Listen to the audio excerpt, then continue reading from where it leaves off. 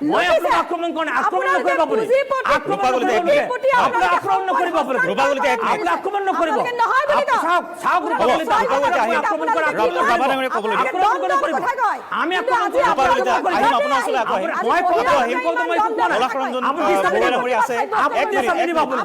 Join হৈ আছে এই চৰকাৰখনৰ লগত আপোনালোক আপুনি দিছামি দিব আপুনি দিছামি দিব আপুনি ৰূপা কলিতা নাই শুনক চাওক ৰূপা কলিতা নাগৰিক আপুনি কত মই কোনো ডিবেট কৰা আপুনি আপোনাৰ অধিকাৰ আছে আপুনি আপুনি মই কথা আৰু শুনক আপুনি শুনক এই যে মই কৈছো আজিৰ যে আপোনালোকে 10 বছৰ শাসন কৰা আৰু আপুনি কেলে মাতি আছে আৰে আপুনি কেলে মাতি আছে আপুনি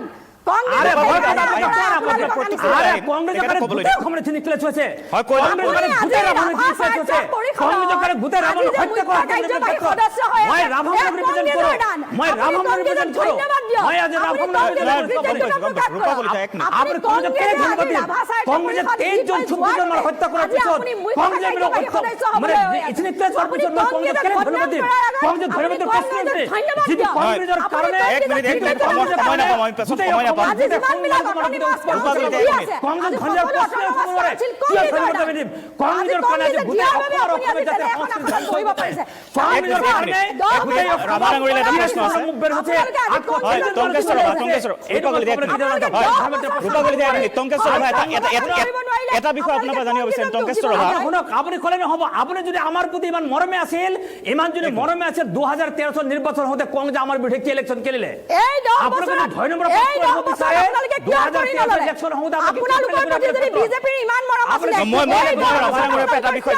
জনজাতিকৰণৰ জুই যিহেতু কাৰ্বি আংলঙৰ যি পৰিস্থিতি হৈছে আৰু লগতে 6 জনগোষ্ঠীৰ দাবীৰ যি পৰিস্থিতি হৈছে সেই বিষয়ে এক আলোচনাৰ ভিডিঅ' আপোনালোকৰ মাজলৈ ৰাজনৈতিক বিষয় হয় শৰ্মা ডাঙৰীয়াও ইতিমধ্যে কৈছে কিন্তু ৰাজনৈতিক ইস্যু কৰিয়ে ওলমাই ৰখা হৈছে নেকি বিষয়টো সমাধানৰ পৰ্যায়লৈ আহিছে নে এয়া কেৱল মাত্ৰ আশ্বস্তহে কৰা হৈছে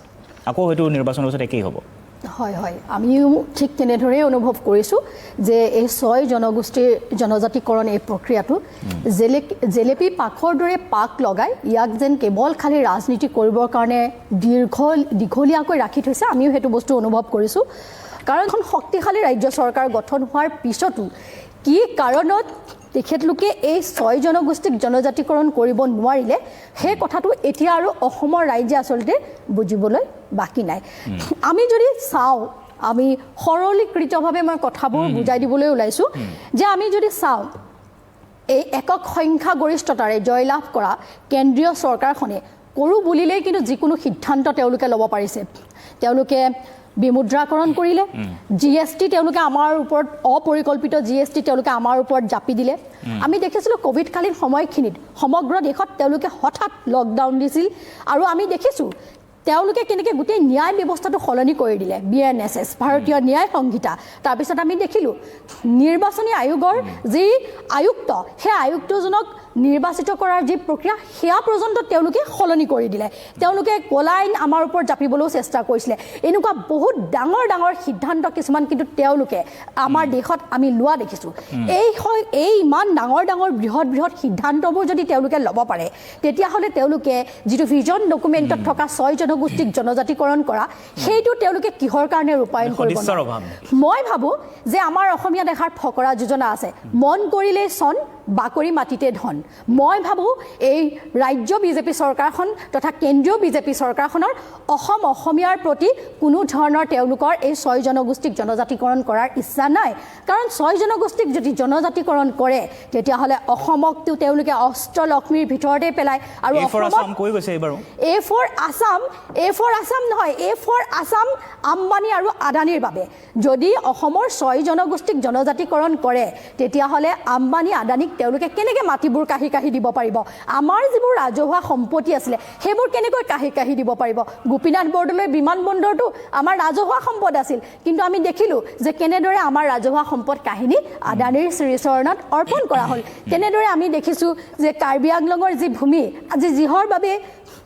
যিটো কথাৰ বাবে কাৰ্বিসকলে প্ৰতিবাদ সাব্যস্ত কৰিছে আজি মাননীয় মুখ্যমন্ত্ৰী ডাঙৰীয়াৰ এটা বক্তব্য আমি দেখিলোঁ যে শপতনামা এতিয়ালৈকে দাখিল কৰা হোৱা নাই এতিয়া তেওঁলোকৰ কেন্দ্ৰত চৰকাৰ, ৰাজ্যত তেওঁলোকৰ চৰকাৰ, কাৰ্বি আংলং অট'নমাছ কাউন্সিলৰ CM জন তেখেতে এনি টাইম লগত বিদেশলৈ গ'লেও লৈ ফুৰে, দেশত থাকিলেও লৈ ফুৰে, ATM কাৰ্ডৰ দৰে তেখেতক ব্যৱহাৰ কৰি ফুৰে। অথচ সেই লোকসকলৰ এই কাৰ্বি আংলং অট'নমাছ কাউন্সিলৰ আজি তেওঁলোকৰ সুৰক্ষাৰ বাবে শপতনামা দাখিল কৰা নাই। তাৰ বাবে দায়ী কোন? তেখেতে নহয়নে? কাৰণ তেখেতলোকৰ সদিচ্ছাৰ অভাৱ। আৰু যেতিয়া কা আন্দোলন হৈছিলে তেতিয়াই আমি সকলোৱে প্ৰতিবাদ কৰিছিলোঁ যে আমাৰ ভূমি যদি সংৰক্ষিত হ'বলৈ হয়, আমি যদি আমাৰ অসমীয়া জাতি, আমাৰ ভাষা সংস্কৃতি যদি আমি সুৰক্ষিত কৰি ৰাখিবলৈ হয়, তেতিয়াহ'লে কা আমাৰ ওপৰত জাপি নিনিব ব্ৰহ্মপুত্ৰ উপত্যকাত। কাৰণ বাকীখিনি 6 শিডিউল এলেকাত যেতিয়া দিয়া নাই আমাকো কমচে কম, কিন্তু তেওঁলোকে জানো শুনিলে? নুশুনিলে। আমাৰ 5 জন ল'ৰাক হত্যা কৰি আমাৰ ওপৰত কা জাপি দিলে। সেইখিনি কৰিবলৈ কিন্তু তেওঁলোকে পাৰে। আজি সেই 2014 চনৰ পৰা গৈ কা 2024 চনলৈকে তেওঁলোকে সময়সীমা বান্ধি দিলে যে বিদেশী আহি আমাৰ ইয়াত নাগৰিকত্ব বিচাৰিব পাৰে। সেই সকলোবোৰ ডাঙৰ ডাঙৰ সিদ্ধান্ত বিজেপি চৰকাৰে ল'ব পাৰে, কিন্তু অসমীয়া ভাষা সুৰক্ষিত হোৱাকৈ অসমীয়াক কিন্তু 6 জনগোষ্ঠীক জনজাতিকৰণ দিব নোৱাৰে। এইটো এটা দীঘলীয়া প্ৰক্ৰিয়া। জগদীশ ডেকা ডাঙৰীয়া, ঠিক আছে, কংগ্ৰেছে যথেষ্টখিনি ইয়াত ৰূপায়ণ কৰি থৈ গৈছে, তেওঁলোকে যথেষ্টখিনি পদক্ষেপ লৈ থৈ গৈছে। তথাপিতো মই ক'ম যে তেওঁলোকে কৈ আছে কংগ্ৰেছে কৰিব নোৱাৰিলে। ঠিক আছে, কংগ্ৰেছে কৰিব নোৱাৰিলে, কিন্তু আপোনালোকৰতো ভিজন ডকুমেণ্টত এয়া কথা উল্লেখিত আছিল। তেতিয়াহ'লে আপোনালোকে কিয় কৰিব নোৱাৰিলে? আপোনালোকে কেৱল নিৰ্বাচনৰ বাবে জেলেবী পাক লগাই থৈছে। আজি মূল্য বৃদ্ধি, নিবনুৱা সমস্যা, বান সমস্যা, এইবোৰ যি ইমান বৃহৎ বৃহৎ সমস্যা আছে, আজি সকলো সমস্যা বাদ দি কেৱল খালি আমি 6 জনগোষ্ঠীক আৰু আজি খিলঞ্জীয়াসকলক, আজি এই বিজেপি চৰকাৰৰ দিনত কাৰ্বি লোকসকলক কেনেকৈ কাৰ্বি গৌবক, চাইনিজ গৌবেক বুলি ক'বলৈ সুবিধা পালে। প্ৰত্যেকখন দেশত বিহাৰীৰ বাবে বিহাৰ, পাঞ্জাৱীৰ বাবে পাঞ্জাৱ, ৰাজস্থানীৰ বাবে ৰাজস্থান, প্ৰত্যেক লোকৰ জাতিগতভাৱে প্ৰত্যেক লোকৰ বাবে প্ৰত্যেক একোখন ৰাজ্য সুকীয়াভাৱে আছে। আমাৰ ৰাজ্যখনো আমাৰ বাবে আছে। আমাৰ ৰাজ্যখনত বহিৰাগত আহি আমাক এনেকৈ কোৱাটো কেতিয়াও কিন্তু আমি মানি ল'ব নোৱাৰোঁ। আৰু সেয়া হৈছে বিজেপিৰ। ঠিক আছে, মই আহিম। মই এই মুহূৰ্তত যাব বিচাৰিছোঁ দিল্লী। জগন্নাথ শৰ্মা ডাঙৰীয়াৰ ওচৰলৈ আহিছোঁ গোটেই বিষয়টোক লৈ। আচলতে যিটো কথাই আপুনি ইতিপূৰ্বে ক'লে ৰাজনৈতিক বিষয় হয়, কিন্তু বিষয়টো ওলমাই ৰখাৰ বহুতেই ইয়াত অভিযোগ কৰিছে, বিশেষকৈ বিৰোধীয়ে অভিযোগ কৰিছে। কিন্তু ইয়াৰ পূৰ্বে যিটো কথা ক'লোঁ যে কেন্দ্ৰলৈ প্ৰতিবেদন পঠোৱা হোৱাই নাই, আৰু বিষয়টো ক'ৰবাত যিধৰণে ইয়াৰ পূৰ্বেও, কাৰণ কংগ্ৰেছৰ কথা সমালোচনা কৰিছে ঠিকেই, বিজেপিও দীঘলীয়া সময় পালে। এই সময়ছোৱাত 2019 ইমানখিনি আগবাঢ়িল বিষয়টো, আকৌ কিয় পেলাই থোৱা হ'ল? নিৰ্বাচনৰ আগতহে কিন্তু এই বিষয়টোক লৈ সৰব হোৱা পৰিলক্ষিত হয়। সংগঠনসমূহেও সমান্তৰালভাৱে চৰকাৰেও বিষয়টোক লৈ কিবা এটা এনেধৰণৰ আশ্বাস দিয়ে, আকৌ বস্তুটো থাপি থুপি ৰখা হয়, আকৌ হয়তো নিৰ্বাচনৰ পিছত বিষয়টো পাহৰি যায় সকলোৱে। গতিকে এইবাৰো সেই দিশে আগবঢ়া বুলিয়েই কিন্তু সকলোৱে কৈছে। ইতিমধ্যে বাস্তৱত সেয়া বাস্তৱ হ'বলৈ কিন্তু বহু জটিল, যিটো কথা আমি ইয়াৰ পূৰ্বে আলোচনা কৰিছোঁ। চাওক, চৰকাৰে কিয় পেলাই থৈছে, কিয় দেৰি কৰিছে, বস্তুটো কিয় ওলমি আছে, এই সম্পৰ্কত মই তৎক্ষণাত একো বক্তব্য দিব নোৱাৰিম। এইটো মানে চৰকাৰী মুখপাত্ৰই এইটোৰ ওপৰত ভক্তি আৰি দিলে তাৰ ন্যায্যতা থাকিব, মই দিলে এইটো ন্যায্যতা নাথাকে। সহযোগী দল হিচাপে কৈছোঁ, কিন্তু সহযোগী দল হিচাপে মই যিটো দেখিছোঁ, মোৰ যিটো পৰ্যবেক্ষণ এতিয়ালৈকে, যোৱা 5 বছৰত হিমন্ত বিশ্ব শৰ্মাই যিবোৰ কথা, মই তেওঁলোকৰ ভিজন ডকুমেণ্টৰ যোৱা নাই আৰু পঢ়াও নাই, মই ভালদৰে তেওঁলোকৰ ভিজন ডকুমেণ্ট মই পঢ়া নাই, সেইকাৰণে মই কমেণ্ট দিয়াৰ কাৰণে অসুবিধা মোৰ। কিন্তু তেখেতে যিবোৰ কথা মুখেৰে কৈছে, এইবোৰ কথা কিন্তু বাস্তৱত ৰূপায়ণ কৰি আছে তেখেতে। মানে বহুত চিফ মিনিষ্টাৰ বা ৰাজনৈতিক ক্ষমতাত থকা লোকক মই দেখিছোঁ যে কিবা এটা কমিটমেণ্ট দিয়ে, সেই কমিটমেণ্টটো দিয়াৰ আগত তেওঁলোকে তাৰ প্লাছ মাইনাছ, তাৰ কি সুবিধা হ'ব, অসুবিধা হ'ব, দিব পাৰিবনে নোৱাৰে, সেই প্ৰতিশ্ৰুতি ৰক্ষা কৰিব পাৰিবনে নোৱাৰে, এই গোটেই কথাবোৰ নোচোৱাকৈ কৈ দিয়ে। যেনেকৈ ছোৱালীসকলক মানে বা ফাৰ্ষ্ট ডিভিজন পোৱাসকলক এটা স্কুটি দিয়াৰ কথা কৈ দিলে। সেইদিনা মই ভাবিছিলোঁ এইটো ইমান বাজেট ক'ৰ পৰা আনিব, কি কৰিব? পিছততো দেখিলোঁ তেওঁ কৈ দিছে। চাহ জনজাতীয় লোকসকলক, মেডাম মই আপোনাৰ কথা যিমান কৈ আছে মই একেষাৰো কোৱা নাই, আপুনি মোৰ কোৱাৰ পিছত যি ইচ্ছা আপুনি ক'ব। গতিকে তেওঁ মানে মোৰ ধাৰণাত তেওঁ মানে মেন অফ একশ্যন মুখ্যমন্ত্ৰী মহোদয়। আৰু মুখ্যমন্ত্ৰী মহোদয়টো ফাঁকি দি ৰখা নাই, মুখ্যমন্ত্ৰী মহোদয়টো হেৰি কৰি ৰখা নাই, কৈ দিছে যে অহা ইলেকশ্যনৰ আগত এই 2 মাহ প্ৰেক্টিকেল কথা এটা কৈছে এই 2 মাহৰ ভিতৰত এই কথাটো জনজাতীয়কৰণ হোৱাটোৰ সম্ভাৱনাটো অসুবিধা আছে আৰু আপুনিও জানে ময়ো জানো পাৰ্লিমেণ্টত যাব লাগিব পাৰ্লিমেণ্টত যোৱাৰ আগত এখন বিল পাৰ্লিমেণ্টত যোৱাৰ আগত কেইবাটা ডিপাৰ্টমেণ্টে চায় এতিয়া ইয়াতে 5টা ডিপাৰ্টমেণ্ট হ'ব প্ৰথম যাব মানে পেৰেণ্ট ডিপাৰ্টমেণ্ট তাৰপিছত গৈ তেওঁলোকে ফাইনেন্স ডিপাৰ্টমেণ্টত পঠায় তাৰপিছত তেওঁলোকে পাৰ্চনেল ডিপাৰ্টমেণ্টত পঠায় তাৰপিছত লেজিছলেটিভ তাৰপিছত আকৌ জুডিচিয়েল মানে লেজিছলেটিভ একে শেষত যায় এই গোটেইবিলাকৰ পৰা অপিনিয়নটো ল'ব লাগিব পাৰ্লিমেণ্টত বিল দিয়াৰ কথাত কৈছোঁ দেই বিষয়টোৰ ওপৰত কথা কোৱা নাই মই এতিয়া এই বিষয়টো সেই বস্তুটো বুজি পাইছোঁ এই যে দীঘলীয়া কৰা হ'ল দীঘলীয়া প্ৰতিবেদনখন দিওঁতে এতিয়া নাই ৰ'ব এই গোটেই কথাটো মানে এই যোৱা নৱেম্বৰ মাহত ৰখি নাথাকি যদি আগতীয়াকৈ এবছৰ আগত এইখন মন্ত্ৰীগোটৰ হেৰিটো পালেহেঁতেন তেনেহ'লে নিশ্চয় মানে এই ইলেকশ্যনৰ আগতে কৰিব পৰা বুলি সম্ভাৱনা আছিল কিন্তু মই এটা কথা কওঁ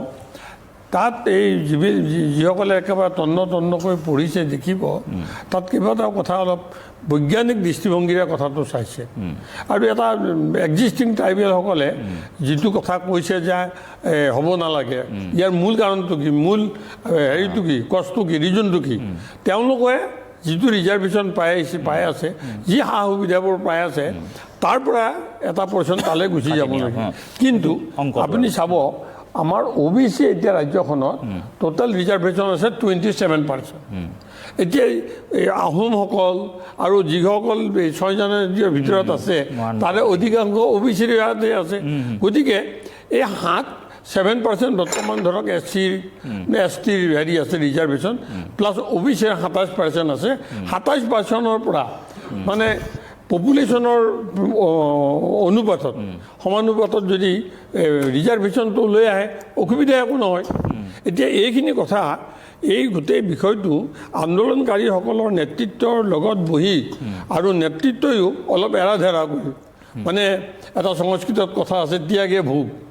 অলপ ত্যাগ কৰিব লাগিব ত্যাগ নকৰিলে হেৰি এটা হ'ব আৰু বৰ্তমানৰ আন্দোলনকাৰীসকলেও ৰাজ্যখনত অশান্তি বিচৰা নাই চৰকাৰেও মানে এই বিষয়টো পেণ্ডিং কৰি ৰখাৰ মানে ইচ্ছা মুখ্যমন্ত্ৰীৰ বক্তব্যৰ পৰা যিটো বুজা যায় ইচ্ছা চৰকাৰৰো নাই গতিকে এতিয়া আমি কেন্দ্ৰীয় চৰকাৰক কেনেকৈ সন্মান কৰাব পাৰোঁ চৰকাৰ আৰু আন্দোলনকাৰী নেতৃস্থানীয় লোকসকলে একত্ৰিতভাৱে সমন্বিতভাৱে কেন্দ্ৰীয় চৰকাৰক এতিয়া হেঁচা দিব লাগে যাতে অহা লোকসভাৰ হেৰিত মানে সংসদৰ মজিয়াত যাতে বিলখন আনিব পাৰে তাৰ কাৰণে এটা সমন্বিত এটা প্ৰচেষ্টা কৰাটো মানে এই গোটেই বিষয়টোৱে মানে সমাধান এটা আনিব আৰু নহ'লে যদি আমি ইফালে এনেকুৱা টানি কৰি থাকোঁ এইটো আৰু লেহেমীয়া হৈ যাব গতিকে আমি লেহেমীয়া নকৰি এতিয়া চৰকাৰৰ লগত মানে সহযোগ কৰি কেন্দ্ৰীয় চৰকাৰক কেনেকৈ কাৰণ বিষয়টোৰ ওপৰত তেওঁলোকে এৰিহে দিছে প্ৰতিবেদনহে দিছে মানে ৰিকমেণ্ড কৰিব পৰা মানে ষ্টেট গভৰ্ণমেণ্টে যে এইটো দিব লাগে বুলি এতিয়া যদি ৰিকমেণ্ড নকৰে তেতিয়া ষ্টেট গভৰ্ণমেণ্টক দোষাৰোপ কৰিব পাৰে কিন্তু যিদিনাই ৰিকমেণ্ড কৰিব তেতিয়া কিন্তু দোষাৰোপ কৰিব নোৱাৰিব ঠিক আছে মই ৰূপা কলিতা হয় মই জয়নাথ শৰ্মা ডাঙৰীয়াৰ বক্তব্যখিনি শুনিলোঁ আমাৰ সন্মানীয় টংকেশ্বৰ ৰাভা ডাঙৰীয়াৰ বক্তব্যখিনি শুনিলোঁ এতিয়া মই এটা কথা ক'ব বিচাৰিম যে কোনে মিছা কথা কৈছে কোনে ইচ্ছা কৰি দীঘলীয়াভাৱে লৈ গৈছে এই সকলো কথাবোৰ আমি চাব লাগিব আজি আমি দেখিলোঁ যে গৃহমন্ত্ৰী কেন্দ্ৰীয় গৃহমন্ত্ৰী অমিত শ্বাহ ডাঙৰীয়াৰ ওচৰত মিচিং তিৱা ৰাভা এই স্বায়ত্ত পৰিষদ কেইখনৰ লোকসকল গৈছে আৰু তেওঁলোক আশাবাদী বুলি কৈছে কিন্তু এই প্ৰক্ৰিয়াটো কৰিবলৈ এই নিৰ্বাচনৰ 26 চনৰ নিৰ্বাচনৰ আগেহে সময়খিনি পালে নেকি তাৰ আগৰ সময়খিনিত কিয় কৰা নহ'লে আৰু এটা মোৰ প্ৰশ্ন সন্মানীয় টংকেশ্বৰ ৰাভা ডাঙৰীয়ালৈ আমি দেখি আহিছিলোঁ যে 6 জনগোষ্ঠীয়ে জনজাতিকৰণ যেতিয়া বিচাৰিছিল আন্দোলন কৰিছিল তেতিয়া কিন্তু তেখেতলোকৰ কোনো আপত্তি নাছিলে কোনেও কিন্তু তেওঁলোকে মানে প্ৰতিবাদ কৰা নাছিলে কিন্তু যেতিয়াই 6 জনজাতিকৰণৰ বিষয়টো অতি গৰম হৈ গ'ল তেতিয়া মুখ্যমন্ত্ৰীয়ে যেতিয়া ক'লে যে আগৰ যিসকল ট্ৰাইবেল লোক আছে তেওঁলোকে প্ৰতিবাদ কৰিবও পাৰে ঠিক তাৰ 2 এদিনৰ পিছতে আমি দেখিলোঁ যে সোণাপুৰত মিটিঙত টংকেশ্বৰ ৰাভা ডাঙৰীয়ায়ো বহুত সাংঘাতিক ধৰণেৰে কথা কৈছে 6 জনগোষ্ঠীক বিচৰাসকলক তেওঁলোকে আহোমসকলক লৈ লজ্জাবোধ অনুভৱ কৰে বুলিও কৈছে আৰু বিভিন্নজনে আদিত্য খাকলাৰীৰ পৰা বেলেগ বেলেগ সকলো বহুত মানে বেলেগ ধৰণৰ মন্তব্য দিলে যে 6 জনগোষ্ঠীয়ে জনজাতিকৰণ বিচাৰাটো তেওঁলোকৰ কিমান আপত্তি আছে কিন্তু মই মাননীয় টংকেশ্বৰ ৰাভা ডাঙৰীয়াক মই সুধিব বিচাৰিছোঁ যে সেই 6 শিডিউল এলেকাত যিসকল কাৰ্বিক বহিৰাগত লোকসকলে কাৰ্বি চাইনিজ গো বেক বুলি চিঞৰিলে ইমান ডাঙৰ এটা হিংসাত্মক ঘটনা সংঘটিত হৈ গ'ল আপোনালোকে কি দিলে আপোনালোকে উত্তৰ কি দিলে আপোনালোকে সেই ট্ৰাইবেলসকলৰ হৈ পেলানি মাতিলেনে আজি আপোনালোক যদি ইমান ষ্ট্ৰঙে হয় তেনেস্থলত আজি সেই বহিৰাগত লোকসকলে আহি পেলাই নি তাত কেনেধৰণেৰে আমাৰ নিজৰ ঘৰখনত আহি আমাক কেনেকৈ গো বেক দিব পালে ইমান বেছি অপশব্দ প্ৰয়োগ কৰিছে কাৰ্বি মহিলাৰ ক্ষেত্ৰত যিবোৰ কথা আমি ইয়াত ক'ব নোৱাৰোঁ কিন্তু আমাৰ গা জ্বলি যায় কিন্তু আপোনালোকে যদি 6 জনগোষ্ঠীয়ে জনজাতিকৰণ বিচৰাৰ বাবে ইমান ডাঙৰ ডাঙৰকৈ আপোনালোকে বহু বেলেগ বেলেগ কথা ক'ব পাৰে তেতিয়াহ'লে সেই লোকসকলক আপোনালোকে প্ৰত্যুত্তৰ দিয়াটো কিন্তু নিশ্চয় আপোনালোকৰ উত্তৰ আছিল আৰু এইডোখৰ মই কওঁ জয়নাথ শৰ্মা ডাঙৰীয়াই এটা কথা কৈছে যে মুখ্যমন্ত্ৰী ডাঙৰীয়াই মিছা কথা নকয় মুখ্যমন্ত্ৰী ডাঙৰীয়াই নাক মোহাৰিলে তেখেতৰ নতুন নতুন কথা ওলায় আজি এটা কালি এটা পৰহি এটা তেওঁ কেতিয়া কি কয় তেওঁ নিজৰে মনত নাথাকে নিশ্চয় আপোনালোকৰ মনত আছে অৰুন্ধতী নামৰ এখন আঁচনি আছিলে য'ত তেওঁলোকে 1 তোলাকৈ সোণ দিয়াৰ কথা কৈছিলে নৱবিবাহিতা মানে মহিলাক সেয়াটো আমি দেখা নাপালোঁ বছৰেকত 2 লাখকৈ চাকৰি দিয়াৰ কথা আছিলে সেয়াও আমি দেখা নাপালোঁ আপোনালোকৰ মনত আছেনে মাননীয় মুখ্যমন্ত্ৰী ডাঙৰীয়াই এই সৰু সৰু যে মাটিৰ দালালবিলাকক গ্ৰেপ্তাৰ কৰি জেল হাজতলৈ পঠাইছিলে SDC অফিচৰ পৰা আজি আমি দেখিলোঁ পলাশবাৰী সমষ্টিৰ বিজেপিৰ বিধায়ক হেমাংগ ঠাকুৰীয়া ডাঙৰীয়াই মানে কেনেকৈ মাটিৰ দালাল কৰিছে তাৰমানে মুখ্যমন্ত্ৰী ডাঙৰীয়াই এই কাৰণে সৰু সৰু দালালবিলাকক খেদিলে নেকি যে ডাইৰেক্ট বিজেপিৰ বিধায়কসকলক যাতে মাটিৰ দালাল কৰিবলৈ দিব পাৰে তাৰ পৰা যাতে কমিশ্যন লাভ কৰিব পাৰে তেওঁতো বিঘাই প্ৰতি 8 লাখকৈ 300 বিঘা মাটিৰ তেওঁ কমিশ্যন বিচাৰি আছে তেওঁৰ সপোন আছে 25 বছৰলৈকে তেখেত বিধায়ক হ'ব আৰু বিভিন্নজন বিধায়কৰ আমিতো কোনোবা এজনৰ 4% কোনোবা এজনৰ 10% এনেকুৱাটো আমি অডিঅ' ভিডিঅ' প্ৰতিদিনে লিক হ'বলৈ গৈ আছে আমি দেখি আছোঁ তেওঁলোকৰ জটিলতা এইবিলাকত নাই নেকি গীৰ গাই চুৰ কৰিবলৈ তেওঁলোকে প্ৰসাদৰ দৰে বিতৰণ কৰিবলৈ তেওঁলোকৰ জটিলতা নাই অশোক সিংহালে মহিলা কমিটিৰ পৰা মাটি কাঢ়ি ল'বলৈ জটিলতা নাই কিন্তু 6 জনগোষ্ঠীক জনজাতিকৰণ কৰিবলৈ জটিলতা আছে পাহাৰ কাটি ভূমি তেওঁলোকে ল'বলৈ তেওঁলোকৰ জটিলতা নাই কাৰ্বি আংলঙৰ মাটি আদানীক দিবলৈ জটিলতা নাই পৰ্বতঝোৰাৰ মাটি আম্বানী আদানীক দিবলৈ জটিলতা নাই পলাশবাৰীৰ মাটি আম্বানী আদানীক দিবলৈ জটিলতা নাই কিন্তু জটিলতা আছে অসমৰ খিলঞ্জীয়াক তেওঁলোকে সুৰক্ষিত কৰিব খিলঞ্জীয়াৰ প্ৰতি তেওঁলোকৰ দায়িত্ব বিজেপি চৰকাৰখনৰ এয়াই বিৰতিৰ পিছত টংকেশ্বৰ ৰাভাৰ ওচৰলৈ আহিম আৰু টংকেশ্বৰ ৰাভা আছে আমাৰ সৈতে পোনপটীয়াভাৱে ৰূপাকালিতাই কিছু প্ৰশ্ন তুলিছিল অভিযোগ কৰিছিল টংকেশ্বৰ ৰাভা আপোনাৰ পৰা জানিব বিচাৰিম উত্তৰ চাওক ডেকা ৰূপাকলিতা বাইদেউ ক'লে যে যোৱাকালি আমাৰ গৃহমন্ত্ৰীৰ লগত আমাৰ আলোচনা হ'ল সেইটো আমি আশাবাদী তেওঁ নিৰাশাবাদী কৈছে দুটা বস্তু মই তেখেতক যেহেতু 30 বছৰৰ পিছত গৃহমন্ত্ৰীগৰাকী আলোচনাৰ কাৰণে মাতিছে আমি ডেফিনেটলি আশাবাদী আৰু ধন্যবাদৰ পাত্ৰ তেখেতে এটা বস্তু মই ৰিমাইণ্ড কৰিব বিচাৰিছোঁ যেতিয়া 1995ত ৰাভা চুক্তি হৈছিল তেতিয়া 10 মাৰ্চ তাৰমানে নিৰ্বাচনৰ আগে আগে কাৰবাৰটো হৈছিল আৰু গোটেই ভাৰতবৰ্ষত যেতিয়া চাবলৈ যায় গোটেই কোনোবা নহয় কোনোবা নিৰ্বাচনৰ আগে আগে গোটেই কাৰবাৰবিলাক হয় 2 95 চনৰ হোৱা চুক্তি যেতিয়া আমি নিৰ্বাচন বিচাৰি আমি আন্দোলন চলিছিলোঁ তে 2012 চনৰ কথা যদি আপোনালোকে চাবলৈ যায় 2013 চনত চাবলৈ যোৱা যায় নিৰ্বাচন বিচাৰি কৰা আন্দোলনটো তেতিয়া তৰুণ গগৈ মহোদয়ৰ নেতৃত্বত অসমৰ চৰকাৰ আছিল তে 22 আৰু 23 গৰাকীকে মানুহ গুলীয়া হত্যা কৰিছে নিৰ্বাচন বিচাৰৰ দায়িত্ব গতিকে এই কথাবিলাক মনত ৰখাটো ভাল মই কাকো আক্ৰমণ কৰি কথাখিনি কিন্তু ৰাভা হাছান সাহিত্য পৰিষদ কংগ্ৰেছৰে দান আপুনি ধন্যবাদ আৰু কৃতজ্ঞতা জ্ঞাপন কৰিব লাগে নহয় শুনক আজি নহয় ধন্যবাদ যেতিয়া পাব লাগে আৰু ইলেকশ্যন পাওঁতে গুৱাহাটী হাইকোৰ্টৰ জাজমেণ্টৰ ওপৰত ভিত্তি কৰি ইলেকশ্যনটো হৈছে গতিকে তেতিয়া আমি ধন্যবাদ নিদিয়া নহয় ধন্যবাদ তেতিয়া নিদিয়া নহয় গতিকে শুনক আপুনি শুনক আপুনি কথাখিনি শুনক মই আপোনাক কাউণ্টাৰ দিম আপুনি কথাখিনি শুনি লওক আপুনি তাৰপিছত কাউণ্টাৰ দি থাকিব 2 নম্বৰ কথাখিনি হৈছে যে 83 চনত হায়েষ্ট কাৰ্বি আংলঙত আজি হিন্দী ভাষী মানুহৰ কাৰ্বি আংলঙত এণ্ট্ৰি কেতিয়া ঘটিছে 80ৰ দশকত 83 চনত 84 চনত তেতিয়া কাৰ চৰকাৰ আছিল কেলে সোমাব পালে প্ৰতিশ্ৰুতি এতিয়া বিজেপি তেতিয়া কেনেকৈ চৰকাৰেও সোমাব পালে দিছিলে, কথাখিনি? কিন্তু প্ৰতিশ্ৰুতি তেওঁলোকে পালন কিয় কৰিব পৰা নাই? কেন্দ্ৰত এখন শক্তিশালী চৰকাৰ আছে, ৰাজ্যত এখন মুখ্যমন্ত্ৰীৰ নেতৃত্বত চৰকাৰ আছে, তেতিয়াহ'লে তেওঁলোকৰ অৱজ্ঞাৰ ফলতে আজি ইমান ডাঙৰ ঘটনা সংঘটিত হ'ব পাৰে। আপুনি খেৰণিৰ হৈছে তাৰ কাৰণে চৰকাৰ দোষী, আমি দোষী কম, কিন্তু আপোনাৰ চৰকাৰ লগত থাকোঁতে কিমান অসমৰ গোষ্ঠী সংগ্ৰহ আছিল চৰকাৰে ভুল কৰিলে, আপোনাৰ মনত আছে নে বাৰু? সেই গোষ্ঠী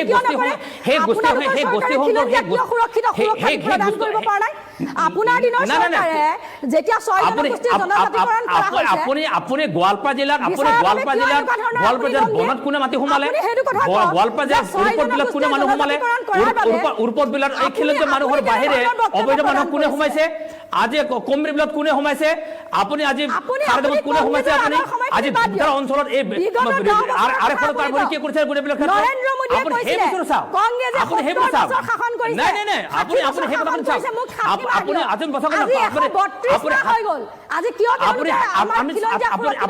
আপুনি 60 বছৰ 70 বছৰ কথাখিনি অহা নাই, আপুনি আহি আছে, আপুনি 60 বছৰ শাসন কৰা কথা আপুনি মই কোৱাই নাই, আপুনি কৈছে যে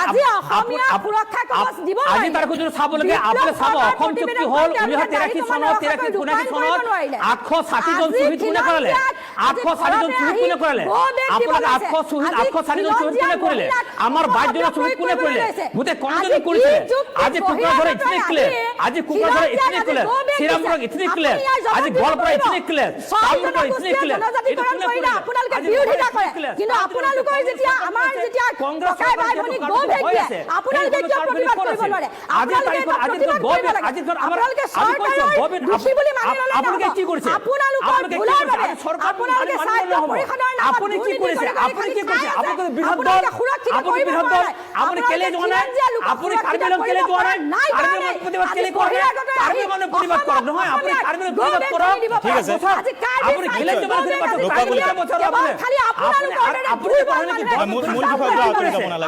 আপুনি কি কৰিছে? আপুনি কি কৰিছে? আপুনি কি কৰিছে? আপুনি কি কৰিছে? আপুনি কি কৰিছে? আৰে আপুনি কি কৰিছে? আপুনি কি কৰিছে? আপোনাৰ দল কি কৰিছে? আপুনি সেই কথাখিনি কওক। মই আপোনাক আক্ৰমণ কৰা নাই, মই আপোনাক আক্ৰমণ কৰা নাই, আক্ৰমণ নকৰিব আপুনি, আক্ৰমণ নকৰিব আপুনি, আক্ৰমণ নকৰিব। চাওক আমি আপুনি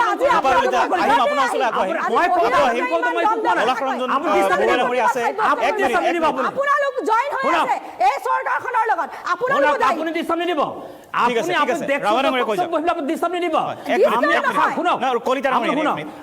ৰূপা কলিতা নহয় শুনক, চাওক ৰূপা কলিতা ডাঙৰীয়া আপুনি কওঁতে মই কোনো ডিবেট কৰা নাই, আপুনি আপোনাৰ অধিকাৰ আছে, আপুনি মই কৈ থাকোঁ শুনক, আপুনি শুনক। এই যে মই কৈছো আজিৰ যে আপোনালোকে 10 বছৰ শাসন কৰা আৰু আপুনি কেলে মাতি আছে? আৰে আপুনি কেলে মাতি আছে? আপুনি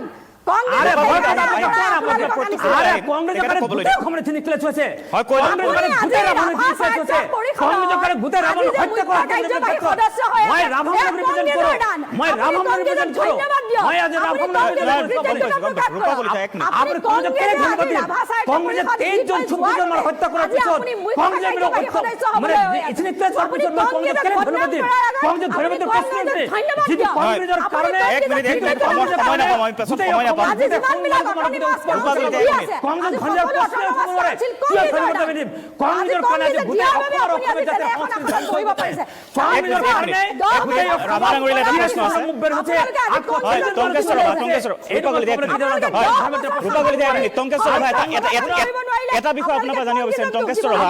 আপুনি ক'লে নহ'ব। আপুনি যদি আমাৰ প্ৰতি ইমান মৰমে আছিল, ইমান যদি মৰমে আছিল 2013 চন নিৰ্বাচন হওঁতে কংগ্ৰেছে আমাৰ বিৰুদ্ধে কি ইলেকশ্যন খেলিলে? আপোনালোকে ভয় নম্বৰ বিচাৰে 2013 ইলেকশ্যন হওঁতে বিজেপিৰ ইমান মৰম আছিলে, এটা বিষয় জানিব বিচাৰিম। মন্ত্ৰী গোটৰ যিখন প্ৰতিবেদন দাখিল হৈছে সেই প্ৰতিবেদনৰ ওপৰত আপোনালোকে আকৌ শুনক, মন্ত্ৰী গোটৰ ৰিপৰ্ট যে আপোনালোকে শুনক, আজিলৈকে আপোনালোকে এখন ভাৰত চৰকাৰক কেনেকৈ এছ টি কৰিব লাগে, কোনে এছ টি পাব লাগে, আপোনালোকে এটা ৱে অফ মেকানিজম উলিয়াই দিবই নোৱাৰে কংগ্ৰেছ দলটো। ওলাই দিব পৰা নাই হয়। গোটেই চৰ্চাৰ আৰম্ভ হৈছে ৰাভা ডাঙৰীয়া, এই প্ৰতিবেদনৰ ওপৰত আপোনালোকে এখন এই প্ৰতিবেদনৰ ওপৰত এখন কমিটি বনোৱাৰ কথা কোৱা হৈছে। এই কমিটিখনে আচলতে কি কৰিব মই অকণমান চমুকৈ জানিব বিচাৰিছোঁ। ইমান শক্তিশালী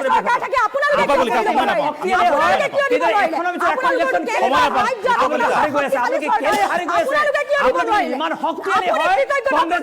ভাৰতবৰ্ষৰ কেলে হাৰি আছে আজি ৰাভাহঁতৰ ইলেকশ্যন কংগ্ৰেছ হাৰিছে এক মিনিট মই আহিম তেতিয়াহ'লে মই পলাশৰঞ্জন বৰুৱাৰ ওচৰলৈ আহিছোঁ। মই পলাশৰঞ্জন বৰুৱাৰ ওচৰলৈ আহিছোঁ। মই দুইজনকে ৰখাইছোঁ এক মিনিট মই দুইজনকে ৰখাইছোঁ। কংগ্ৰেছৰ পুনৰ অসমৰ পৰা নাম নিচান হৈ যাব মই সেই কথাকে আপোনালোকক হয় ৰাভা ডাঙৰীয়া এক মিনিট মই পলাশৰঞ্জন বৰুৱা আপোনাৰ ওচৰলৈ আহিছোঁ। এটা কথা কোৱা হৈছে যে বিজেপি আজি কাৰ্যনিৰ্বাহক অনুষ্ঠিত হৈছে বিশাল কাৰ্যনিৰ্বাহক তাত তেওঁলোকে এটা শ্লোগানো লৈছে বুলি শুনিছোঁ খিলঞ্জীয়া ভাৰ্চেছ মিয়া ভোটাৰ। খিলঞ্জীয়াৰ ৰক্ষক হিচাপে বিজেপি থাকিব আৰু কংগ্ৰেছক যেন তেওঁলোকে প্ৰতিপন্ন কৰিবলৈ বিচাৰিব এইবাৰ নিৰ্বাচনৰ পূৰ্বে তেনেধৰণৰ শ্লোগান লৈ বা তেনেধৰণৰ এক বিষয় লৈ তেওঁলোকে আগবাঢ়িব জনতাৰ মাজলৈ খিলঞ্জীয়া ভাৰ্চেছ মিয়া ভোটাৰ। এতিয়া খিলঞ্জীয়াৰ ৰক্ষাৰ স্বাৰ্থত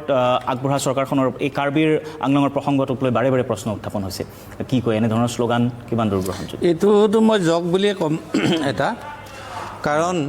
খিলঞ্জীয়া ৰক্ষাৰ কথা তেওঁলোকে যেতিয়া 2016 জাতি মেটি ভাটিৰ ৰক্ষাৰ কথা ক'লে 88টা টিকেট তেওঁলোকে 88টাত ইলেকশ্যন খেলিছিলে তাৰে 20টা টিকেট ভাষিক সংখ্যালঘু আৰু হিন্দী ভাষিক দিছিলে 20টা আৰু অসম বিধানসভাত 1937 চনৰ পৰা কোনোদিনেই নোহোৱা নোপোজা মানে ঘটনা 4জন হিন্দী ভাষী MLA কৰি আনিছিলে যিটো কস্মিনকালে হোৱা নাছিলে। গতিকে এতিয়া 6 শিডিউলতে সুৰক্ষিত নহয় তাত গৌবেগ খিলঞ্জীয়াক গৌবেগ দিছে গতিকে তেওঁলোকে আৰু খিলঞ্জীয়াৰ কথা কৈ কিবা এটা মই লাভ হ'ব বুলি নাভাবোঁ বা এইবিলাক সাহসটো পাইছে। গতিকে এতিয়া আকৌ 2জন হিন্দীভাষী মিনিষ্টাৰো আছে। গতিকে কংগ্ৰেছে যিটো আপোনাৰ সেই আগৰৱালা ফেমিলি আপোনাৰ তেজপুৰৰ তেওঁলোকৰ আৰু ত্ৰিপাৰ্থীয়ে তেনেকৈ পৰ্যায়ক্ৰমে এজনকৈ আহিছিল কিন্তু 4জন একেলগতে MLA বনোৱা নাছিল AGPটো বনোৱাই নাছিল বাৰু গতিকে এইবিলাকেই কথা হ'ল মানে প্ৰকৃততে সদিচ্ছাটো কিমান কামৰ কাজে শ্লোগান আৰু সদিচ্ছা দুইটা বস্তু পৃথক শ্লোগানটো বিভিন্ন ধৰণৰ দিব পাৰি। গতিকে এতিয়া 6 শিডিউলতে এটা কথা টংকেশ্বৰ ৰাভাহেঁতে বা 6 জনগোষ্ঠী বিশ্বৰ আটাইবোৰ জনগোষ্ঠীয়ে এটা কথা বুজিব লাগে বা কাৰ্বি আংলঙৰ পৰা এটা শিক্ষা ল'ব লাগে যে 6 শিডিউল থকাৰ পিছতোচোন আমি সুৰক্ষিত নহয়। 6 শিডিউলৰ মাটিয়ে যদি সুৰক্ষিত কৰি ৰাখিব নোৱাৰে আমাৰ অপেন বাহিৰত এইবোৰ 6 শিডিউলৰ বাহিৰত থকা ট্ৰাইবেল বেলবিলাকতো গ'লেই ব্লক বেলবিলাক মাটি কেতিয়াবাই দখল কৰি। গতিকে এতিয়া এই 6 জনগোষ্ঠীয়েও জনজাতিকৰণক লৈ যিটো এটা ৰাজনৈতিক ছেফগাৰ্ডৰ কথা ভাবিছে গতিকে এইটোত মানে সকলোৱে এটা সহমতলৈ আহিব লাগে যে একে মুখামুখিকৈ আলোচনালৈ আহি যে যিসকল ইয়াৰ ভূমিপুত্ৰ বা খিলঞ্জীয়া সকলোৱে জাতিটো অসমীয়া জাতিটো কেনেকৈ সুৰক্ষিত কৰি ৰাখিব লাগে সেই কথাটোৰ এটা এমিকেবল ছেটেলমেণ্টত আহিব লাগে কথাটো তেতিয়াহে এটা মানে হেৰি হ'ব। মই নাভাবোঁ যে এই 6 জনগোষ্ঠী অকল চাকৰি বাকৰি বা কিবা ক্ষেত্ৰতে এটা পলিটিকেল ছেফগাৰ্ডৰ কথা ভাবিয়ে হয়তো তেওঁলোকে এই মানে জনজাতিকৰণটো বিচাৰিছে। এতিয়া আমাৰ হেৰি ডক্টৰ জয়নাথ শৰ্মা ডাঙৰীয়াই যিটো কথা কৈছে এতিয়া চাওক তেওঁলোকৰ পাৰ্লিয়ামেণ্টত আপোনাৰ হেৰি নাই 2/3 মেজৰিটি নাই ৰাজ্যসভাতো নাই লোকসভাতো নাই ঠিক আছে অলপ যদি কষ্ট কৰি লোকসভাত এৰেঞ্জ কৰিও ৰাজ্যসভাত এটা দিগদাৰ পৰ্যায়ত আছে। গতিকে আমি ভাবিছোঁ এইটো আকৌ নতুন এটা প্ৰচেছত আৰম্ভ হোৱাতকৈ যিখন বিল ৰাজ্যসভাত উত্থাপন কৰিছিলে কাৰণ সেইখন যদি ডিছকাশ্যন হ'লহেঁতেন তেতিয়াই ডিছকাশ্যন হোৱা হ'লে এটা চামেৰি ওলালেহেঁতেন চামেৰি ওলোৱাৰ পিছত হয়তো এটা হাই লেভেল কমিটি হ'লহেঁতেন কিবা হ'লহেঁতেন এটা মানে চলিউশ্যনৰ এটা ৱে ওলালে কিন্তু সেইটো ডিছকাছ নহয় যেতিয়া সেইখনকে আমাৰ কথা হ'ল ইণ্ট্ৰডিউচ কৰাৰ ব্যৱস্থা কৰিব লাগে। এতিয়া যদি এইখন আকৌ যদি যায় ট্ৰাইবেল মিনিষ্ট্ৰীলৈ তাৰপিছত আপোনাৰ ৰেজিষ্টাৰ জেনেৰেল অফ ইণ্ডিয়া যাব আগতে সেইখনটোত মোৰ দেন 10 টাইমছ ৰিজেক্ট কৰিছে তাৰপিছত সৰ্বানন্দই মই ক্ষমা বিচাৰিছোঁ আপোনাৰ পাছে শেষত একেবাৰে চমুকৈ মানে বিলৰ ওপৰত এই গোটেই জাতি মাটি ভেটি ৰক্ষাৰ কথা এইখন চৰকাৰে কৈছে আপোনালোকে সহযোগী দল আৰু বিশেষকৈ অসম আন্দোলনৰ পৰা জাতি মাটিৰ কথা নাই মই যিটো বাস্তৱ দেখিছোঁ সেইটো আপোনাৰ কথা চমুকৈ বজাৰ আৰু পথাৰ দুইটাই আমি অসমীয়াৰ যদি ভৱিষ্যতৰ অসমৰ খিলঞ্জীয়া লোকৰ যদি ভৱিষ্যতৰ অস্তিত্ব ৰক্ষাৰ কথা ভাবোঁ এই দুইটা কথাত আমি গুৰুত্ব দিব লাগিব আৰু চৰকাৰে এই দুইটা কথাৰ ওপৰত সমানে কাম কৰিব লাগিব বজাৰ ৰক্ষা কৰিব লাগিব আজি বজাৰত খিলঞ্জীয়া মানুহ নোহোৱা হৈ গ'ল সকলো ক্ষেত্ৰতে সকলো কৰ্মক্ষেত্ৰত এতিয়া সোমাই গৈছে মানে আমি যিবিলাকক মানে মিয়া বুলি কৈছোঁ বা যিবিলাকক সন্দেহযুক্ত বিদেশী বুলি কৈছোঁ এতিয়া পথাৰ মুকলি কৰাৰ সুবিধা আছে কাৰণ বেদখল হৈছে যদি অবৈধ বেদখল হৈছে তাত আইন আছে আইন প্ৰয়োগ কৰি ফ'ৰ্চ প্ৰয়োগ কৰি এইটো আমি উদ্ধাৰ কৰিব হয়তো পাৰিম কিন্তু হোৱাট এবাউট বজাৰ যিটো আজি বেদখল হৈছে এই বজাৰখন আমি কেনেকৈ ৰক্ষা কৰিব পাৰোঁ তাৰ কাৰণে চৰকাৰে এটা কাৰ্যসূচী খুব চিন্তা কৰি এটা শুদ্ধ কাৰ্যসূচী ল'লেহে জাতি মাটি ভেটি ৰক্ষা কৰিব মই ধন্যবাদ জ্ঞাপন কৰিব লাগিব ৰূপা কলিতা ধন্যবাদ জ্ঞাপন কৰিছোঁ সময় যিহেতু নাই মই আটাইকেইগৰাকীকে কিন্তু বসন্ত গগৈ আমি সংযোগ কৰিব নোৱাৰিলোঁ শিৱসাগৰৰ পৰা তেখেত কিবা এটা কামৰ বাবে আবদ্ধ হৈ পৰিবলগীয়া হ'ল বসন্ত গগৈ আমি ল'ব নোৱাৰিলোঁ মই আটাইকেইগৰাকীকে আজিৰ অনুষ্ঠানত অংশগ্ৰহণ কৰা দিল্লীৰ পৰা টংকেশ্বৰ বাবুক ধন্যবাদ জ্ঞাপন কৰিছোঁ এইখিনিকে মই আপোনালোকৰ মাজলৈ আগবঢ়ালোঁ ভিডিঅ'টো চাই যদি ভাল লাগিলে চেনেলটো ছাবস্ক্ৰাইব কৰি ৰাখিব আগলৈ এনেকুৱা ধৰণৰ ভিডিঅ'সমূহ চাবৰ বাবে আজি এই ভিডিঅ'টো ইয়াতে সামৰণি মাৰিছোঁ পুনৰ লগ পাম নতুন এটা ভিডিঅ'ৰ সৈতে আজিলৈ বাই বাই